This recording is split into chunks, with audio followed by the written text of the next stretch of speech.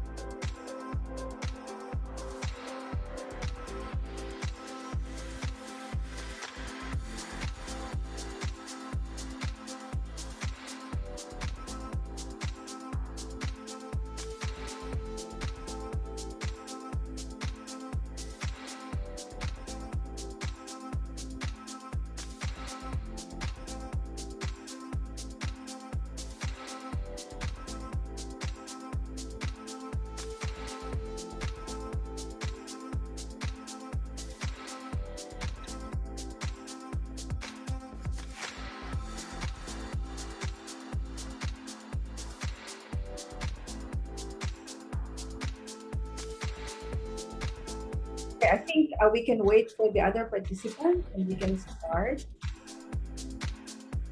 Um, yeah. EJ, can you cut the music? Thank you. Good afternoon, good morning, good evening, anywhere you are in the world. Welcome. And we have about 333 registrants. That's why we're waiting for some of them to come in. 333 registrants from 46 countries. So this is the first webinar on Gene Drive for 2022, and it's entitled Gene Drive Organisms, There is No One Size Fits All. So on behalf of the Gene Drive Network and the International Service for the Acquisition of Agri-Biotech Applications, Incorporated, I am Dr. Rodora Romero Aldemida, the Executive Director, and I welcome you to this webinar. So the webinar is, of course, hosted by us, ISA Inc., based in the Philippines. And we gratefully acknowledge our network of biotechnology information centers in Asia and partners in Oceania for their support in this activity. This webinar aims to provide participants with an introduction of different types of gene drives and how guidance and frameworks need to be able to adapt to these differences, to contextualize the need for additional guidance materials on risk assessment within ongoing debates, and provide an overview of the different dimensions of gene drive impact and risk assessments, including environmental and socio-economic aspects. This webinar will run for 1.5 hours. We can extend if there are questions. And we are currently on live streaming at the ISA Facebook page and YouTube channels. All microphones are on mute, so let's put up the rules. All microphones should be on mute, and questions should be entered in the Q&A function only. The chat box will be used by panelists for important messages to the participants. And all the presentations and the Zoom recording will be posted at the ISA Inc. website and freely downloadable by today, later today, or tomorrow. And we also invite you to stay till the end of the webinar and respond to a post-webinar survey, and respondents will be given certificates. So I hope I don't see any more questions on that. So let us now continue formally, and let me introduce our moderator for this webinar. Dr. Guan Hong Wang is the principal investigator of the Chinese Academy of Sciences. Dr. Guan Hong Wang is a full professor in the Institute of Zoology, Chinese Academy of Sciences. He obtained his PhD in zoology from Chinese Academy of Sciences in Beijing, and then Beijing, China, and Yale University in New Haven, United States. From 2016 to 2012, he was a postdoc fellow at Harvard University and University of California, San Diego. His lab research focused on animal microbe interactions and genetic technologies for mosquito-borne diseases control. He has published papers in reputable journals, including Cell Host and Microbe Science Advances, Nature Communications, and Trends in Genetics.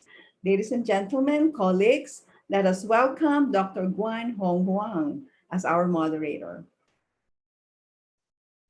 Okay, thank you, Dr. Hart's great openings, and thank you all for joining us today in the first webinar of the 2022 Gene Drive webinar series. This is the second Gene Drive series ISAAA organized in partnership with the Outreach Network for Gene Drive Research. Last year, they gathered over 23,000 participants online. Please allow me to introduce our today's distinguished speakers. Firstly, Dr. Aliko Simoni is the scientific manager of Polo Genomica Genetica Biologica in Terni, Italy, which is part of the targeted malaria consortium. Dr. Simoni obtained his PhD at the Queen Mary University of London and then joined the Imperial College London as a postdoc research associate in the lab of Andrew Chrysanthi, where he contributed to the development of a novel strategy to control malaria, focusing on gene drives. Our second speaker, Dr. Owen Edwards, leads a CSIRO research group in environmental genomics. He was also appointed leader of the environmental and biocontrol domain of CSIRO's Future Science platform in synthetic biology, where he oversees projects delivering environmental outcomes, including gene drives for biological control and engineering resilience in threatened ecosystems. Before we formally start our discussion today, I would like to invite you to respond to a poll. Here is the question of the day. How many different types of gene drive mechanisms are? So there's 1, 2, 3 or more. I mean, we can see here have lots of multiple choice.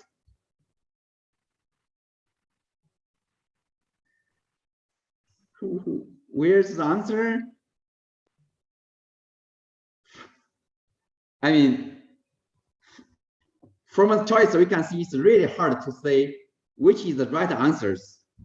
I believe Dr. Simo's talk today will help us to answer these questions. Right, Dr. Simoni?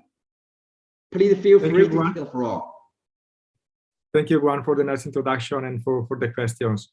To hear the full answer, you have to hear my talk, but as I can anticipate that the majority of the respondents are correct, and there are more than 3 types of gene drives. But let me go through my presentation, and I hope I can help you to understand a bit more about this. So let me share my screen. Okay. I hope you can see my screen. So as one anticipated, my name is Alekos Simoni, and I'm working at the Polo GGB in Italy.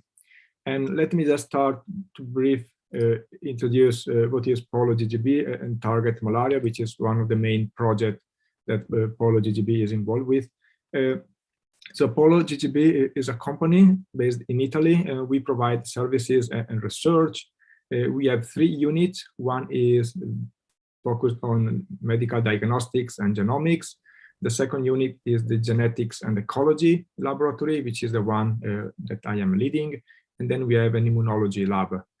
As you can see from the images that I put here on this slide, we are working with mosquitoes, and we have a facility which is equipped with a state-of-the-art insectary to study wild type and genetically modified mosquitoes. And we also have large cages where we can test those mosquitoes. Polo GGB is partner of several international research consortia. The biggest one is Target Malaria, and I will talk a little bit about this.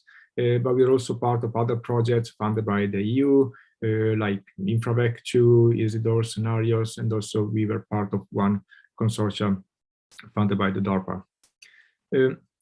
Target Malaria is a not-for-profit research consortium that includes scientists like myself. There are protein engineers, molecular biologists, medical entomologists, population biologists, and so on. We have also a great number of advisors in the field of risk, regulatory, and community engagement. And we operate with teams in Africa, Europe, and North America. And the mission of Target Malaria is to develop and share new cost-effective and sustainable genetic technologies to modify mosquitoes and reduce malaria transmission. And we are focusing, therefore, on modifying mosquitoes for malaria control, and the technology that Target Malaria is developing is gene drives.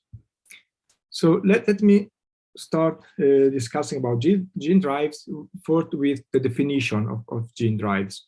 And for this, I take the help of this very nice publication that has been published about 2 years ago in the Journal of Proceeding National Academy of Science, where the authors try to standardize the definition of gene drives, because it's very important to have a common ground in order to discuss a topic. And the authors here propose the definition of gene drives based on 3 elements. So the first definition of gene drives, which is the most common, is define a gene drive as a process, is a biological, a genetic process, a phenomenon of biased inheritance, whether a gene or a genetic element within the genome of an organism, it is inherited more than what you would expect from Mendelian inheritance over the rest of the genomes. And that leads to an increase in frequency of this element over time, even if this gene or genetic element can pose some fitness cost. So the first definition of gene drive, it's a process. A gene drive is a process of biased inheritance, that a gene that can increase in frequency over time. But for gene drive, we don't only mean the process of biased inheritance, but we also mean the construct, the molecular components that lead to this process of biased inheritance. And those 2 terms sometimes are interchangeable. And for gene drives, sometimes we also need the tool to achieve a specific goal. For instance, we can talk about the gene drive mosquitoes in the sense that those mosquitoes contains a gene drive, and those gene drive mosquitoes can be a tool, for instance, to change a population to control malaria, for instance. So let me try to explain a bit more what gene drive is in the context of a population. So imagine that you have a modification which is not a gene drive, which is here represented as green mosquitoes. By the way, you will see a lot of mosquitoes on my slide because I'm working on mosquitoes, but this concept can be applied also to any other organisms. So imagine you have a modification which is not a gene drive in a population, and imagine that this modification is present, like exemplified in this, at 20% in your population. Since any modification follows Mendelian rules of inheritance, by which only half of the progeny have a chance to inherit this modification, because you get a copy of your genes from the father and 1 copy from your mother, this modification is inherited to only half of the progeny, so on after generation. That means, in terms of frequency of this modification, that the frequency of this modification stays the same, remain constant over time. If you have a gene drive instead, and you have this gene drive, let's say at the same 20% frequency in the population, because gene drive can bias its own inheritance, this modification is inherited to all of the progeny, generation after generation. And as a consequence, this gene drive can spread through the population and increase in frequency. And this can happen even if the population, even if the gene drive can impose a fitness cost. So that's the main concept of a gene drive. It's a type of modification that spread over time and increases in frequency. And already here we can start to define two main type of applications for gene drive, which are suppression and replacement. And they are similar in one way, but the outcome is very different.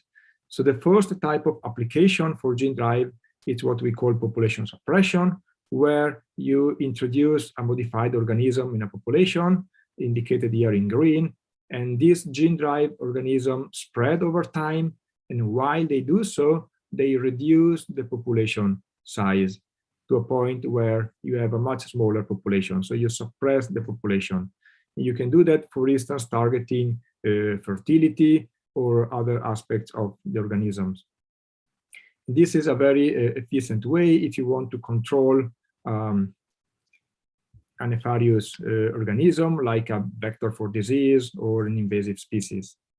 The other approach for gene drive is what we call population replacement, where you introduced a modified organism in the population, this spread through the population and replace your old population. So the population size remain the same, but at the end you end up with a different type of population carrying your modification.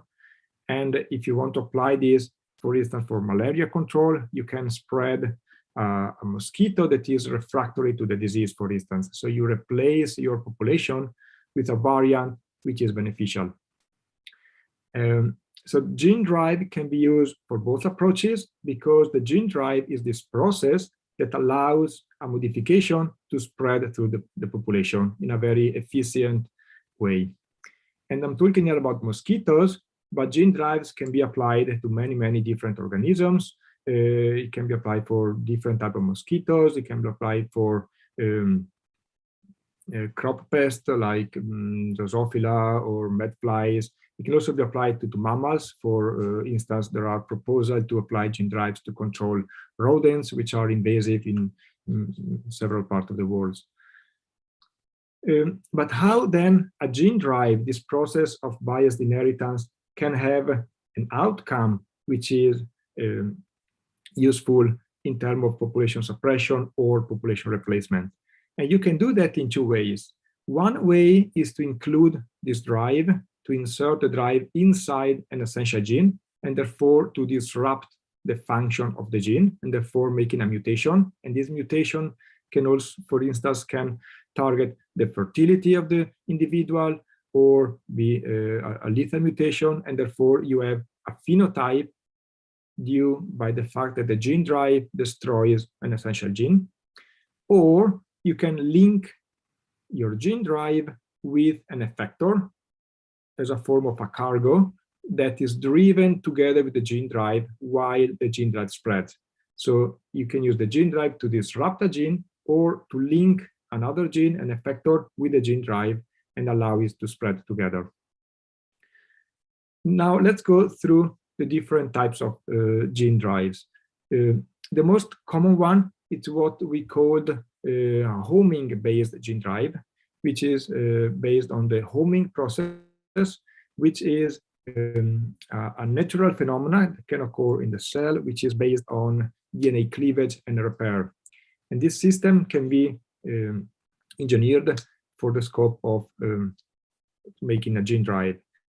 So how it works? It works by inserting a nucleases. So the gene drive in this case is based on a nuclease, which is a DNA cutting enzyme.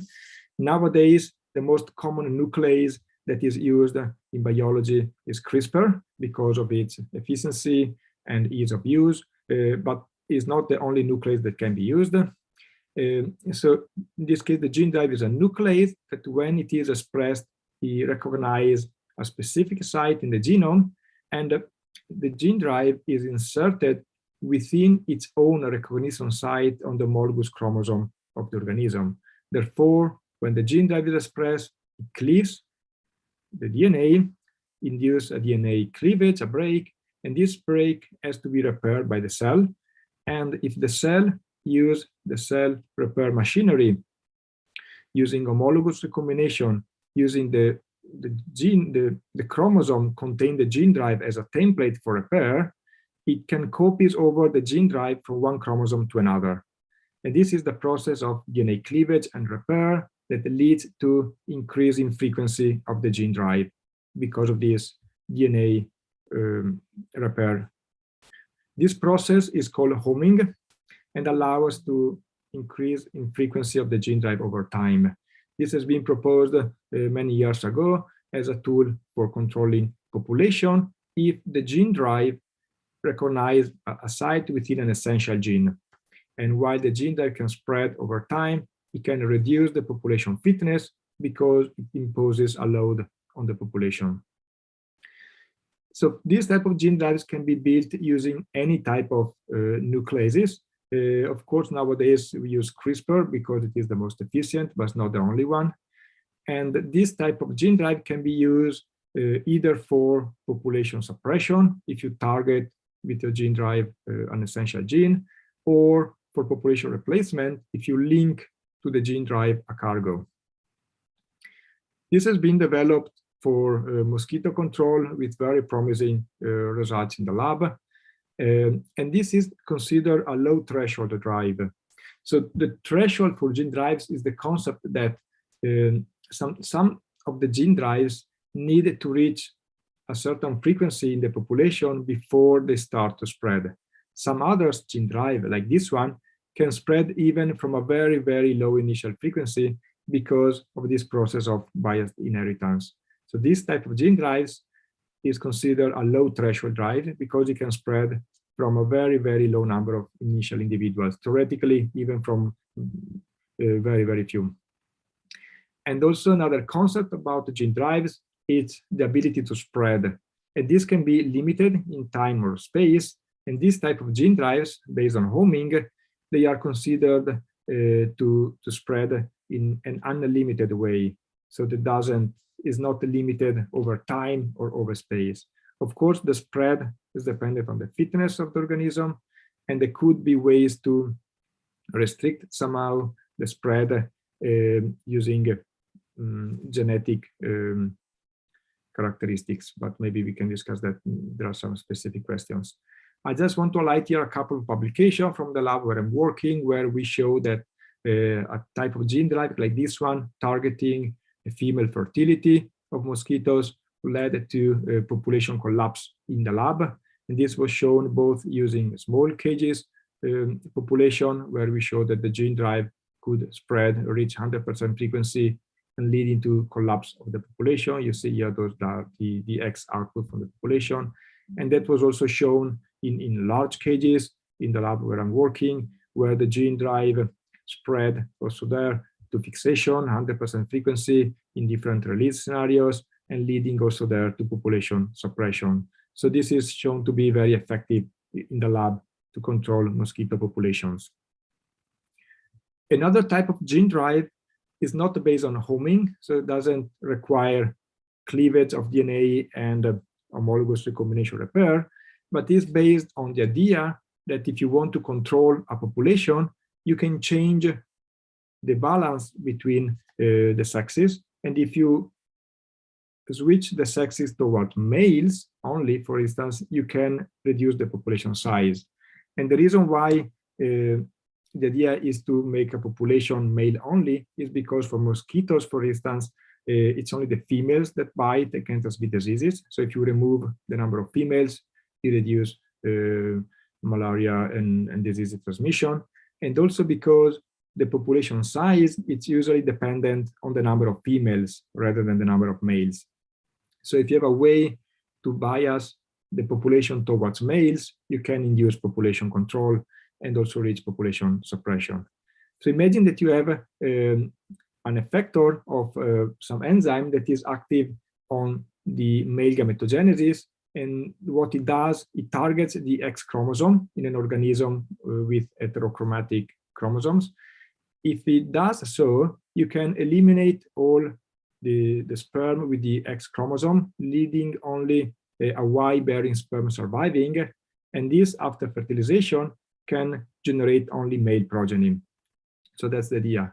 If you are able to link this effector, this enzyme that destroys the X chromosome, to the Y chromosome, all the progeny will inherit it. And therefore, this can bias in the population because you will generate males only progeny, and all those males will carry this effector, and therefore, generation after generation, this construct will spread to the population and will eventually collapse. This also is considered a low threshold drive, and also this can spread in an unlimited way, depending on the fitness and the ability to bias the sex toward males. For mosquitoes, this has not been achieved yet because there are some biological limitations to express effectors from the Y chromosomes, but there are some alternative ways that can achieve a very similar result. So this is also a very promising type of gene drives. Another type of gene drives I would like to describe to you today is what we call a split drives. And the split drive is similar to the homing-based gene drives, but it is constructed in a way that the components of the drive elements are not linked together, but they are split in different chromosomes. This can be easily done with CRISPR because, as probably you know, CRISPR is based on two components. One is the Cas9, which is the protein that makes the cleavage to the DNA, and the other component is the guide RNA, which is the component that allows us, the Cas9, to be specific, recognize a sequence in the target gene to make the cut. And you can split those two components into different chromosomes. And if you do so, they will not be inherited together unless they are present in the same organism together. So when they are together, for instance, if you generate two strains, one with the guide RNA and one with the Cas9, when they are coming together, the Cas9 acts on the guide RNA, and the guide RNA recognizes the target site, and only one of the two components is homed. So only one of the two components is inherited all the time, while the other component is inherited in a Mendelian fashion, and therefore they don't increase over time both components, but only one of the two. As a consequence, you will have a spread of those elements which follows a pattern like this one. So they start to increase only for a limited period of time, and then they start to decline because the two components are not linked together, but they are splitted. And this is a type of gene drive that can have several applications if you want to constrain in a time fashion or in a space fashion your spread of the gene drive. So it can be more efficient, for instance, if you want to target only a constrained population, or if you want to have the effect of the gene drive limited only for a short period of time. It is less efficient if you want to target a wide, large population. The last type of gene drive that I would like to discuss today is what has been called MEDIA. That stands for maternal effect dominant embryonic arrest. And this is a different concept, completely different compared to the one that I described before, which this is not based on DNA cleavage, but this is based on a toxin, which is expressed from a maternal promoter and a zygotic antidote. So, and the way that this can spread is because it causes the death of the individuals that doesn't carry the construct itself. So you have a toxin which it kills all the individuals that doesn't have the antidote. This also is more challenging to construct because it requires different components, and are also more difficult to transfer to other species because the toxin and the antidote might work in a very different way in different species. And this type of drives, it's usually threshold dependent because it requires the construct to be present above a threshold in the population before it starts to drive, similar to the split drive, which is also threshold dependent. This has been shown quite effective to work in the lab from people like the lab from Omar Kabari and others, and has been proposed for population replacement approaches in Drosophila, especially Drosophila Suzuki. So this also is a threshold dependent drives. So I hope I can help you to understand that there are many types of gene drives, and many are exist in nature, and many are engineered, and they can be classified according to different characteristics. The first one is the molecular components of the drive. They can be nucleases, CRISPR, or can be antidote or toxins or other mechanisms. And the main difference between the drives is the aim of intervention. So you can either develop a drive for population suppression or for population replacement to drive parasite refractoriness, for instance. And the intended effect of the drive in the organism also can be very different from application to application. You can induce sterility, you can target the mating ability of the organism, or the ability to feed, or several behavioral traits like the ability to fly for mosquitoes, for instance. The time of action also within the organism can vary between the different type of drives. They can be restricted to the germline, they can be post-gametic or active only in the adult. And the spatial scale of the gene drive also can be either localized or not localized, or act only or some specific set of allelic variation within a population. And I would like to finish with some consideration in general about gene drives and some of the challenges that are facing the field of gene drives to move the technology from the lab to the field. The first consideration is about the efficacy of the gene drive. And of course, since gene drives are based on biased inheritance, the ability to bias this inheritance is what makes them more efficient, and different type of drives have different efficacy in that respect. But there is also another important aspect to determine the efficacy of the drive is the fitness cost of the individual, because any type of genetically modification usually impose some cost. And if the cost is too high, the drive cannot spread. Then, of course, the efficacy of the cargo for population replacement, that's what also led to the efficacy of the strategy. And therefore, also how they are released, if they require a threshold or not, and the logistic of release. Something to consider about the persistence, which is how long the gene drive stays in the population, and that also depends on the type of application. If the application is a population suppression, potentially the gene drive will disappear when the population decline, while if you are developing a gene drive for population replacement, the persistence is potentially indefinite because you want the modified population to stay there forever. So that also poses different questions in terms of policy. And also to consider that persistence is not equal to spread. You can have a very quick spread, but then the persistence can be very low. So there are two different concepts. And also the localization of the gene drive also depends on the application and the scope of interventions.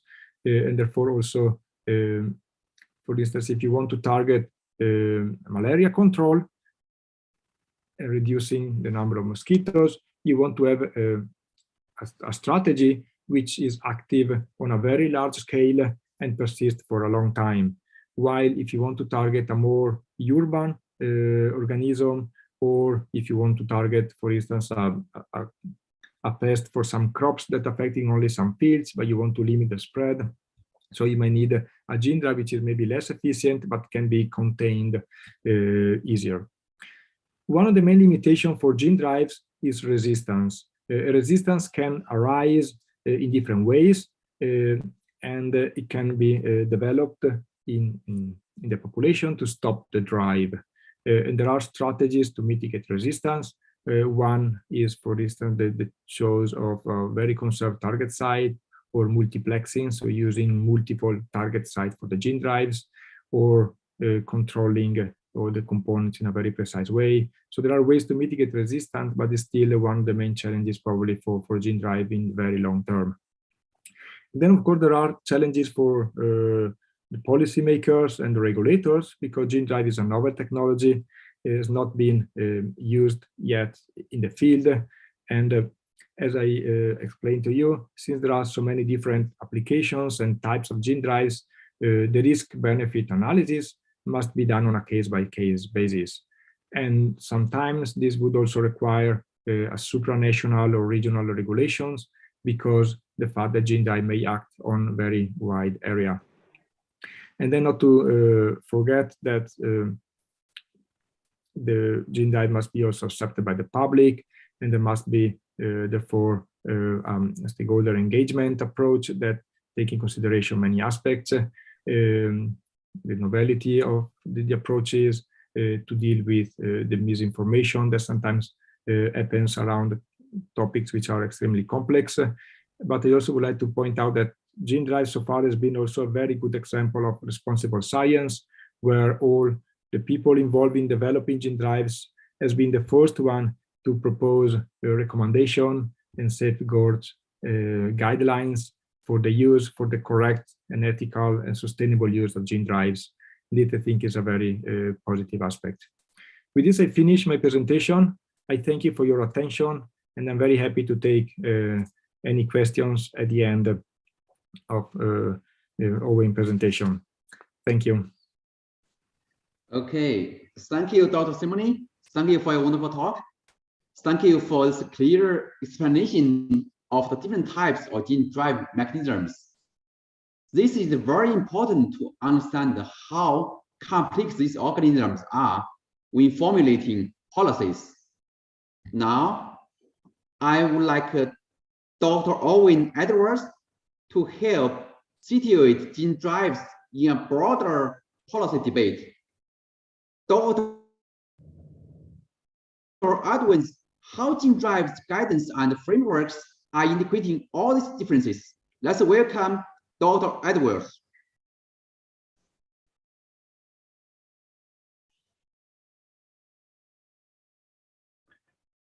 Thank you. I'll just share my screen.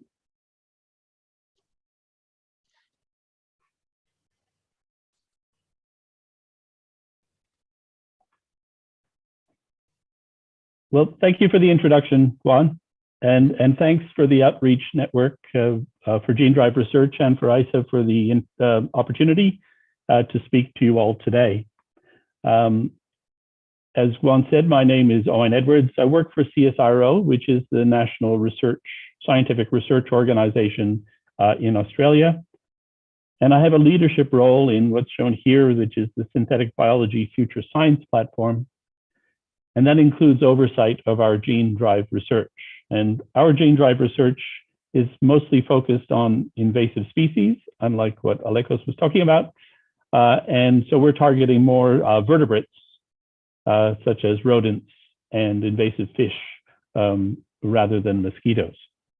But I won't be talking about that today. I'll be talking about regulatory and policy considerations when we consider the diversity of gene drives.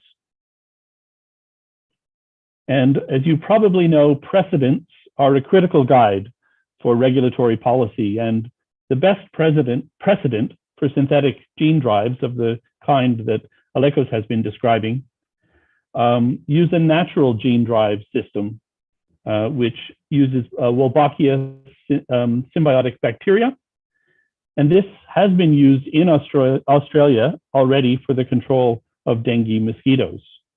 And I have been involved in obtaining the necessary permits for Wolbachia mosquito releases, and also in preparing risk assessments for these releases. And so I've listed here some of the learnings from the regulatory process for Wolbachia. And one of the key learnings is that the existing broad generic risk assessment frameworks that exist for other technologies, in particular control technologies, are suitable for new approaches like gene drives, as the questions that need to be addressed are common amongst all of the control technologies. So we shouldn't be looking to design a specific regulatory framework for gene drives, because as we've seen from Alekos's talk, there's much diversity, and any framework that's designed for one gene drive probably will not work for another type of gene drive. The second point that I want to make here is that we should be taking advice from all available relevant guidelines, whether these be for gene drives or for similar technologies. And thirdly, it is critical to engage with all stakeholder groups, ranging from experts to the general public, to identify and evaluate all perceived risks. So one of the published guidelines available is the WHO guidance framework for testing genetically modified mosquitoes, which has recently been updated to include gene drive approaches. And so these guys, importantly, recommend a phased testing pathway in which new genetically modified mosquito strategies move from the laboratory to confined environments and eventually to field releases, and each transition is dependent upon satisfactory demonstration of efficacy and safety. And now the original phased approach is shown here, and then has been updated for gene drives, and includes a recommendation, obviously, for physically confined field studies. Now, the Gene Drive on the Horizons publication from the US National Academies provides additional information that can be added or considered as part of the WHO advice. And that's what I'll do on this slide. So one important result from both the population cage studies and the early small-scale field trials is to validate the models that form an integral part of the risk assessment process for gene drives. Unlike some of the earlier technologies, it is absolutely recognized that modeling is going to be a critical component of risk analysis for gene drives.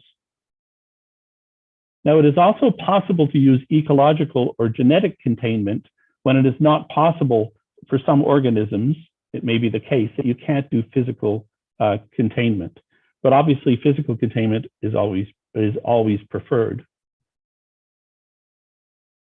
And finally, for the field trials, it is important to consider starting with less risky genetic constructs, such as a non-driving form of a genetic modification. And this is actually the step that target malaria is taking in the first instance. Or using a drive that doesn't have a cargo or doesn't disrupt a gene, depending on how the drive is designed, so that you can look at the drive, the dynamics of the drive through the population without it actually impacting on the fitness of the target organisms. For those low threshold drives, you can consider actually starting those drives as a split drive approach. And Alekos talked about the split drive and the fact that it stays for a shorter period of time. So the spread is limited in time in the target population. And so this can be done as a less risky option than putting out a low threshold drive in the first instance. And finally, there are a number of genetic localization strategies that are being developed by a number of different research groups around the world. And if these aren't appropriate for the final drive, because you want it not to be self-limiting, then they can be considered as part of the test drives that you do as part of a staged process of release. Now, I also want to talk about this document, which is put out by the Food and Agriculture Organization, the FAO of the UN, which is called the Pest Risk Analysis for Quarantine Pests.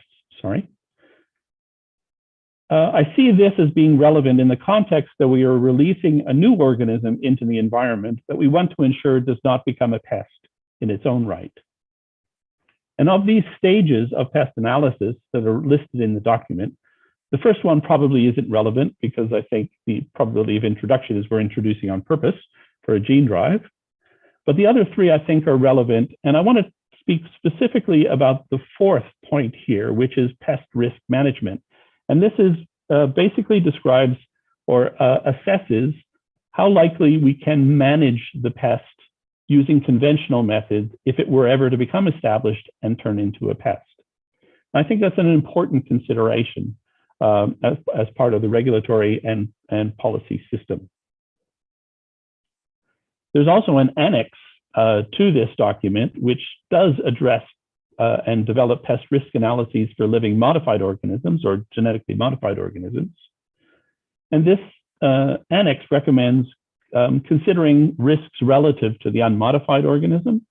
And those risks should be considered both in terms of direct effects, so the altered characteristics of that organism which might make it into a pest, and the indirect effects. And this is, indirect effects would be the effects on other species within the ecosystem due to the changes not only in the quality, but of the prevalence of the target, which could be the reduction in the target, of course. Before proceeding, I do want to emphasize again the importance of the stakeholder consultation process, including the general public. And I did mention earlier that this was done for the Wolbachia releases that we did in Australia, and recently a similar approach using a quantitative risk framework, which is again what we use for Wolbachia, was published from the target malaria team for the gene drive approach. I think this is great. I'm not going to go into this in detail because the next, I think the next presentation in this series will be talking about risk assessment considerations in detail. But finally, I do want to talk about an additional step that needs to be considered for gene drive organisms, and this was alluded to in Alexis at the end of his talk, that usually is not considered for other technology releases, and that is the probability of spread after establishment into other regulatory jurisdictions. And this is especially important for those gene drives that are population replacement gene drives, where we expect the persistence to be very high, because the longer the persistence, the more likely it is that that drive has the opportunity to spread into other jurisdictions. This is an important point that's been brought up as part of discussions at the CBD, the Convention on Biological Diversity meetings, and is addressed, or can be, the issue can be addressed as part of the Cartagena Protocol on Biosafety, which does offer a framework to evaluate impacts and also potential penalties. So if we go back to this from the WHO document, we do see at the end post-implementation surveillance. And that absolutely will be critical in order to guide as to whether we have to consider the movement or whether that movement into other jurisdictions is being observed.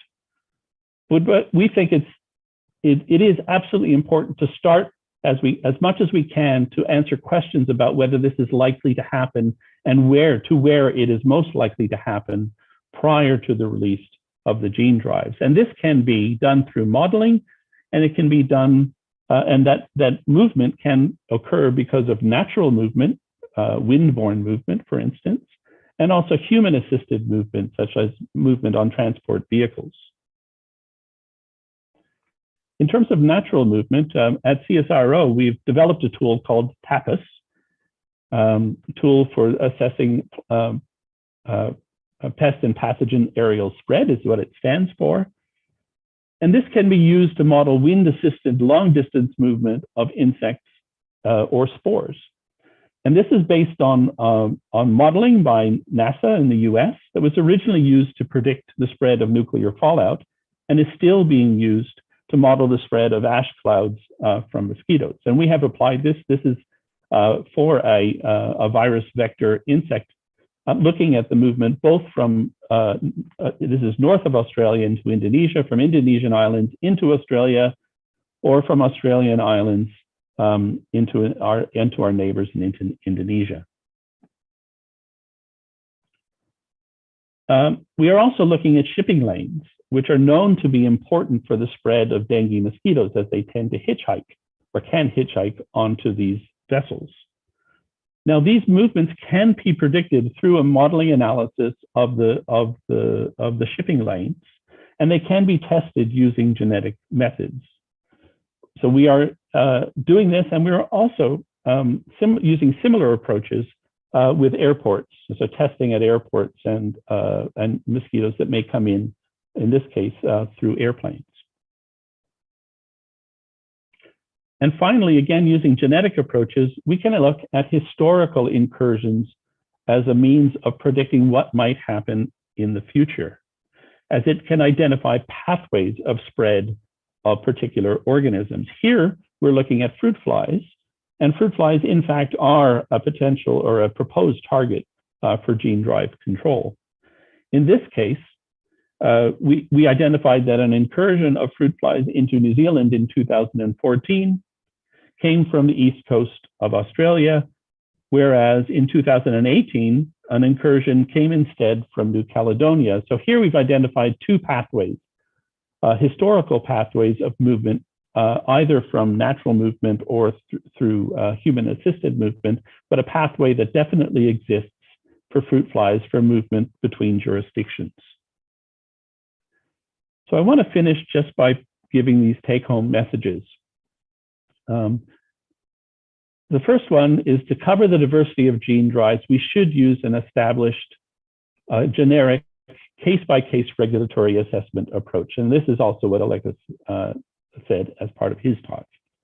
We should take advice, excuse me, by published guidelines, whether they're focused on gene drives themselves or other types of control technologies, and by engaging all types of stakeholders. The field releases, I believe, should be staged not just by scale, but also by technology, moving from less risky to high risky technologies as we go through the staged process. And the likelihood of spread between jurisdictions after establishment should be examined in depth for gene drive organisms, which is unlike what is normally done as part of the regulatory process, because the regulators basically just focus on their own jurisdictions. So thank you very much for your attention. I'll be happy to answer questions as part of the Q&A process. Okay, thank you, Dr. Edwards. Thank you for a great talk. Thank you for providing us with an overview of what policy and regular tools are needed to manage gene drive research and potential use. Now, it's time for the Q&A session. I would like to invite the audience to use the Q&A box to send you questions if you haven't done it yet. I see here have some questions for Dr. Simoni already. So let's see. Okay, here are lots of questions. Okay, so the first one is from Corbin Guja. Is DL gene a case of gene drive? I'm not sure what DL stands for. I guess it stands for dominant lethal. In that case, it depends, not strictly, but it's not very clear. So maybe if Govin would like to clarify better the questions, I can give a better answer. Yeah, I mean, I agree with you. I'm not sure the DL exactly, but I guess you are right. So let's maybe move for the next question, and then we go back, okay? So this one is from the Sanghanik Chanda. In case of a homing type of gene drive, what will be guide RNA sequence? How are we going to introduce gene drive construct in one chromosome firstly? Yeah, this is a good question. So the guide RNA sequence would be the target gene that you want to introduce into target, and that's going to be the integration site of the gene drive itself. And the gene drive can be introduced in one chromosome by CRISPR, for instance, or by other means of genetic manipulation. There are several gene editing technologies that allow us to introduce a construct into the genome. homologous recombination mediated, for instance, based on CRISPR. It's one of the approaches that we are using, for instance. Yeah. Okay, perfect. Okay, there's another question from Jackson Chamber. Most other engineered gene drives are similar to other natural drives as well. Many different mechanisms are found in nature. This includes the natural gene drive in multicellular animals. So I think this is more a comment than a question, probably referring to one of the previous questions this I is answered. maybe some comments from Jackson. I mean, okay. Yes, thank you, Jackson. Yeah, but that's really good comments. I mean, so, and there's one question from Mubin Aslan. Can we use gene drive for crop improvement? So in principle, I think can be used.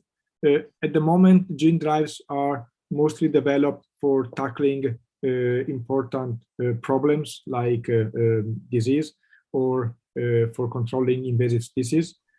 So that's what drives at the moment the field of gene drives.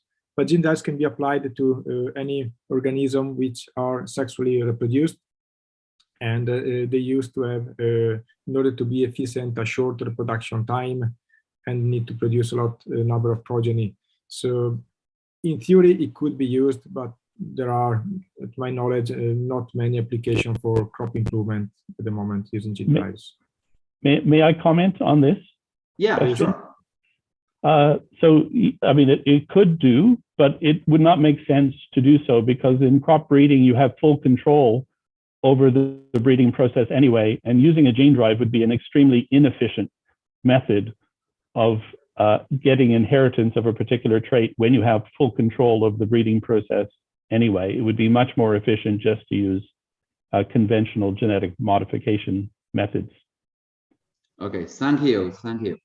So go back to the first question. Yes, the DL means the domino lethal gene. So is the DL gene a case of gene drive for Dr. Alikos? So not strictly, because a dominant lethal would not allow it to spread because it's dominant lethal. So gene drives usually target recessive characteristics that can spread. Dominant lethal are considered an SIT, for instance, approach where you need an inundative release of dominant lethal to suppress a population. So in that respect, is not considered a gene drive. Great. I would say though that there are suggestions of a combined approach of using a dominant lethal that doesn't express itself until several generations. So you allow a drive to drive itself through the population, and then you trigger a dominant lethal effect. And so that overcomes part of the problem with the dominant lethal approach of having to have such a high frequency in the population, which you usually have to release very, very large numbers. So if you were able to drive the system through the population first and then trigger the dominant lethal effect, then you could actually have a very effective drive that would also be self-limiting once it was triggered. Okay, perfect. Okay, here is one question I think for Dr. Edwards. How would one apply any type of the gene drive technique at a commercial level to control the vector population in the environment?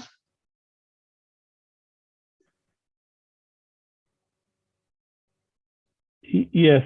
So, I mean, I don't think any of us that are working I'm not aware of, at least certainly we are not interested in gene drives. We're interested in them for public good rather than for commercial purposes. I think since we're looking for more of a permanent or a long-standing response, in general, gene drives are just like most biological controls, do not have a very good business plan. You would have to engineer the drive in such a way as it would have be very effective but very self-limiting in order to need to go back often to a commercial entity in order to purchase it. I don't think that we have the engineering capacity yet to be able to do that. I don't know what Alekos would say to that question. Yeah, okay. I agree with you. Okay, so is it possible to do the same gene drive with the bacteria?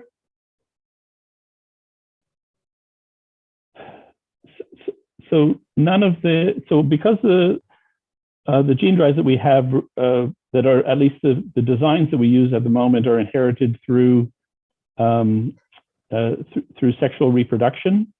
For most bacterial targets, it would be very difficult to design a very efficient gene drive that was inherited in that way. There have been a few, at least one proposed drive mechanism that I've seen that purports to be functional within a bacterial system.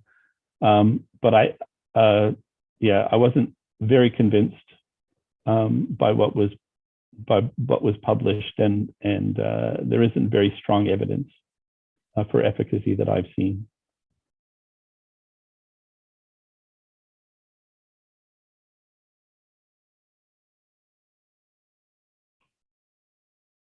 Have we lost Guan? Guan, I think we lost Guan. Juan, are you there? Okay, let me continue. There's one comment from Dr. Hector Quimada about the commercial interest. I'd just like to jump in here. So regarding commercial interests, companies would also probably not be comfortable releasing something that they couldn't control post-release for liability reasons. Do you agree on that?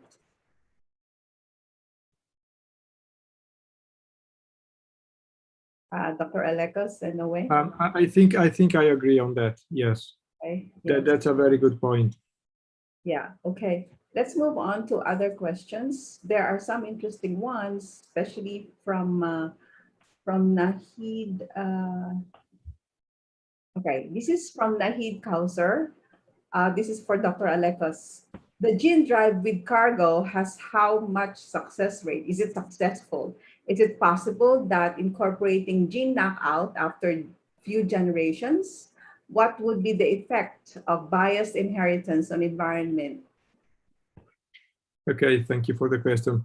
It's very difficult to give a general answer to this because it will be related to any type of specific intervention and gene drive construct. In the efficacy of the gene drive with a cargo depends on two aspects. The first one is the ability of the drive to drive, so the biased inheritance, and that can vary by organism and by different approaches.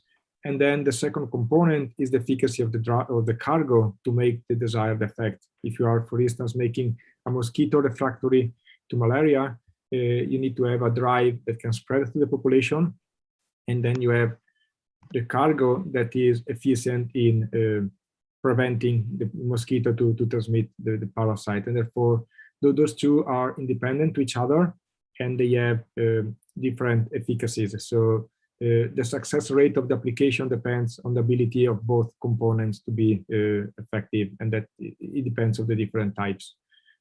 Regarding the possibility that the cargo get unlinked from the gene drive is not impossible. It's something that has been proposed.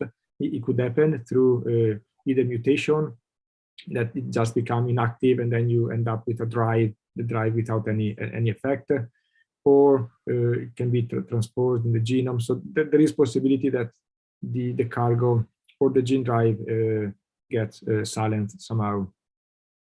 In terms of the effect in the environment, that also depends on the target species. For a general consideration for gene drives is that since those processes that we described today rely on mating, therefore only species that can mate to each other are targeted by the approach. So usually gene drives are very species specific, which is usually much more specific than other interventions trying to solve the same problems like insecticides or other interventions. So in terms of the impact on the environment, it can be assumed to be low in general, but that also depends on the target species. If you're targeting also invasive species, usually those are not really beneficial to the environment. So therefore, that's also a less important problem in the sense that you're already targeting an invasive species. But the role of the species in the ecosystem is also something that, for instance, we at Target Malaria are taking very seriously, and there are several parts of the project that are looking at the role of the Anopheles species that we are targeting within the food chain and the whole ecological niche. So that's something that we are looking actively. Thank you, Dr. Simoni. And I think here I have another question, is that what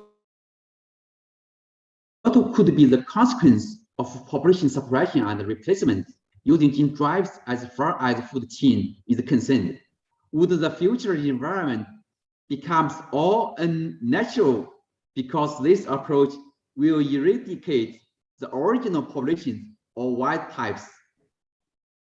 Okay, thank you. I think I partly responded to this on the previous questions about the ability of using gene drives in a very species-specific manner that can be targeted to the nefarious species. For instance, to target malaria, we can specifically target the mosquito species that transmit malaria to human and not all the mosquitoes. And sometimes we also underestimate the complexity and the number of different species in the environment. For instance, specifically for malaria, there are more than 3,000 species of mosquitoes in the world, but only very few are responsible for transmitting malaria. And therefore, we could target the few mosquito species which are responsible for malaria transmission without impacting the whole mosquito, the different mosquito species which are present in the environment. I don't know if Owen would like to comment a bit more on this question. No, the only thing I would add is that that's part of the risk assessment process. That has to be. I mean, it's an important part of the risk assessment process that the impact on the ecosystem as a whole has to be evaluated. And I agree with what Alexis said. Yeah. So okay, so there's one question I think for Edwards, Dr. Edwards. How is the Oxitec technology currently being field tested, similar or different from gene drive system discussed by Dr. Simoni? I think this is from the Florida, right now. Yeah. So the Oxitec technology is the same as the dominant lethal that was the previous question. It's an example of a dominant lethal system.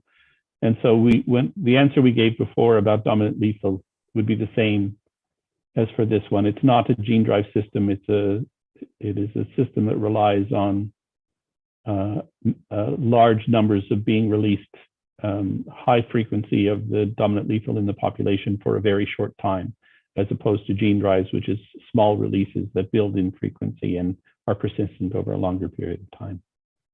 Okay. Yeah, I think right now there are no allowed for the gene drive for the field tribe in the whole world, right? So there are no synthetic gene drives or engineered gene drives that for which there is approval for doing releases at this stage. No. Okay. There's one more question for Owen. You point out the need for considering transboundary movement post-establishment seems to point to a regional regulatory system. Are there precedents for that type of system that we can use for setting something up for gene drives? So I did mention the Cartagena Protocol. That's pretty much the only policy framework that exists for the assessment of this, and there aren't, and you have to be signatory to it. And there aren't as many countries that are signatories to the Cartagena as to the CBD in general.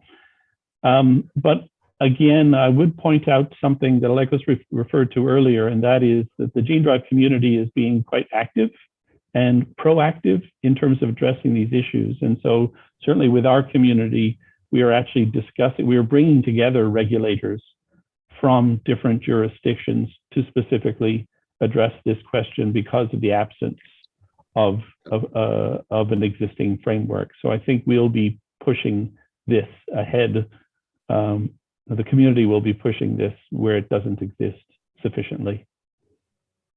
Okay, perfect. There's one question from Sridhar. Can the gene drive will be productive in managing invasive ways with species in farming systems? I can do this if you want, Alekos, because Yes, we are interested in gene drives against weeds. The designs that currently are being used for insects and for animals do not seem to function well in plants.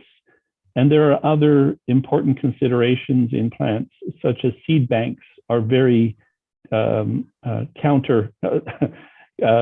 very difficult to overcome when designing a gene drive, because you always have the wild type material that continues to appear every year.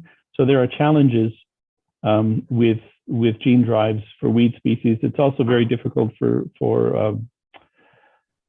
tetraploids, the hexaploid, etc., the high ploidy levels in plants that we sometimes see make them difficult targets for gene drives as well. And so there are challenges, but I do expect that eventually we will see gene drives for weed species. Okay. So there's I think there's one more question. I think is that aside from insect vectors like the mosquitoes, what other organisms are currently used in research on gene drive? So I can take this one. So yes, gene drives has also been developed to target not only mosquitoes, but also insect pests of crops, like Drosophila suzuki, for instance, or the medfly. So there are other examples where gene drive can be applied. In general, if you have an organism where you know the genome, you are able to genetically manipulate, it's sexually reproduced, it has a short reproduction time, it can be amenable to be controlled by a gene drive. Okay. I think here I have another similar question. If a gene drive could be applied to mosquito causing a malaria, could it also be used in species that cause pathogenetic effects to crops? Example in rice. What's then the possible approach? I think the approach could be the same. So you could either use it for suppressing the population that cause the transmitted disease to plants, or you could also use it to drive an anti-pathogen cargo to the species if it is possible to manipulate those organisms. So I think that the ability to manipulate those insects can be the limiting factors, because for some species, there's something that is well achieved. For others, it can be much more complex. And also very important to consider is the generation time, because gene drives are very effective in organisms that have a shorter reproduction time. So mosquitoes reproduce every couple of weeks, like flies, even mouse, for instance, or rodents can have generation time of a few weeks. But if you're targeting, for instance, some insect species that have a reproduction time of 1 year, you will see the effect after 20, 30 generations that can be way too long for the intervention to be efficient. Hi, Dr. Arwin. For this question, like for the plant gene drive, is there some undergoing field trials or no? No. There, as far as I know, there is not a functional gene drive in plants. There's been one publication of what was sort of a gene drive, but very low efficiency in Arabidopsis. But I haven't seen any indication of an effective gene drive in plants. And so certainly there aren't field trials for gene drives in anything at the moment, for synthetic gene drives. Okay. Dr. Guan, there's one question from Zaira. Can you read it? I posted it at the chat box. Yeah. Okay, in the chat.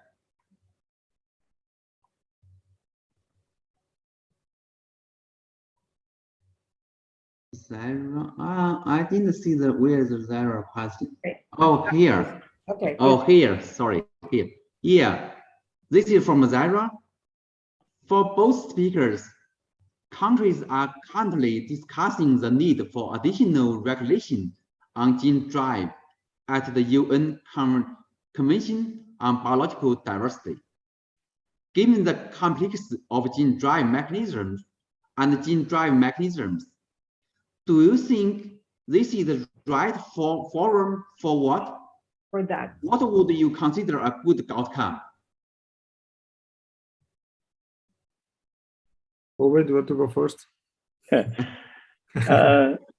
Yes, well, we actually did we had a in Australia at least we held a workshop and a conference brought researchers and regulators together to ask the specific question as to whether the regulatory processes that currently exist had any gaps or would be appropriate and effective for regulating gene drives.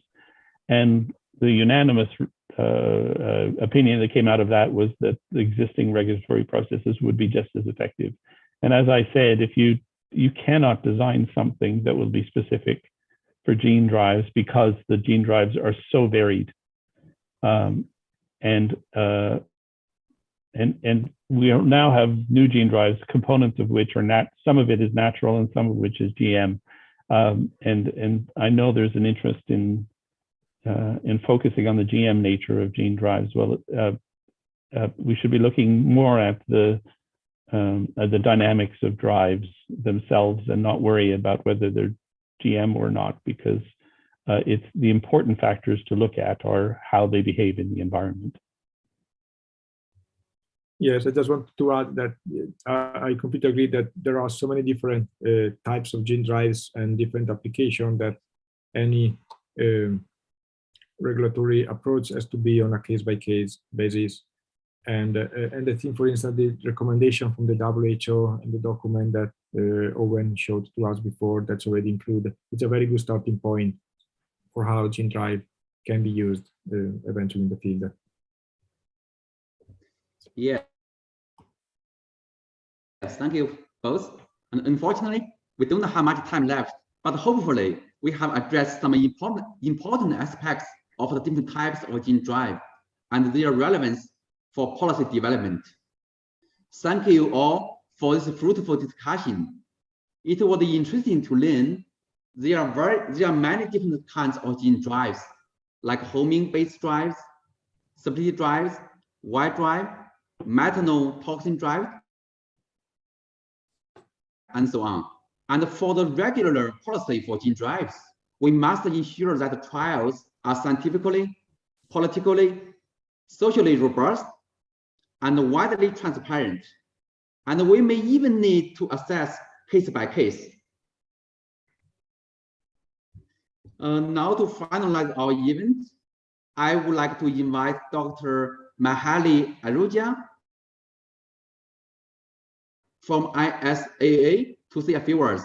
Dr. Ahuja is the global coordinator of ISAA and the executive director of the Malaysia Biotechnology Information Center. He also serves as a public partition and outreach strategy development for the UN FAO Sri Lanka Biosafety Program, and as an adjunct lecturer at Monash University, Malaysia, and the AIMST University. Welcome, Dr. Ahuja. Thank you so much, Dr. Wang.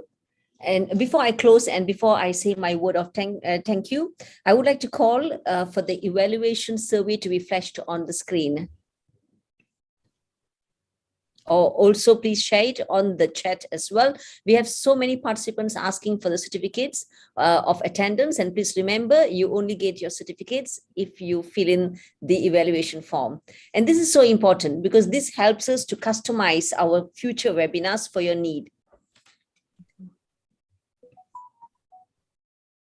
Do we already have that? Yes, it's already. Okay, good. So please have a look at the evaluation link from the chat.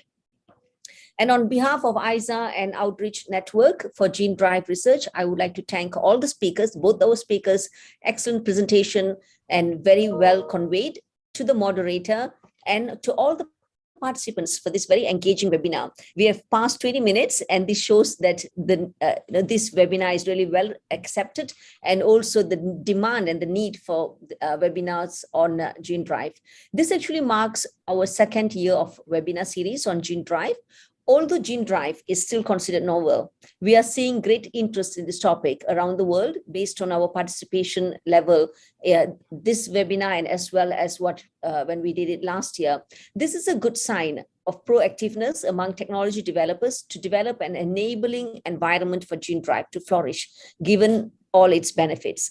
ISA and Outreach Network for Gene Drive Research are being proactive in creating awareness among all stakeholders, so policies and regulations can be developed based on science. Dr. Edwards, you mentioned the importance of stakeholder consultation, and we hope our webinar series provides a foundation knowledge for such consultations in all your countries.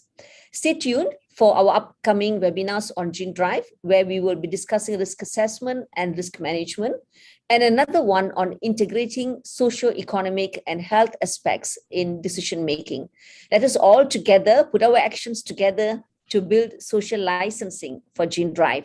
And also look out for our article on this webinar in the next crop biotech update. This is an e-newsletter from ISA. Please go to ISA website, isaaa.org, and you will see the website. You will see the newsletter there. You can subscribe to it. You will get it delivered to your inbox every Wednesday without fail. And on the website as well, you will also see a tab for webinars, ISA webinars. And under this tab, we will post both the presentations, and we will also have a link which will lead you to the YouTube, where the entire recording of this webinar will be there. So you can also watch it again and also forward the YouTube link to your colleagues so that we enhance the dissemination of information on Gene Drive. So with that, thank you so much for staying with us. See you in the next webinar. Okay, thank you. Thank you so much, Dr. Guan, Dr. Alekos, and Dr. Owen. Thank you so much. Thank you. Bye-bye. Thank you. Bye-bye.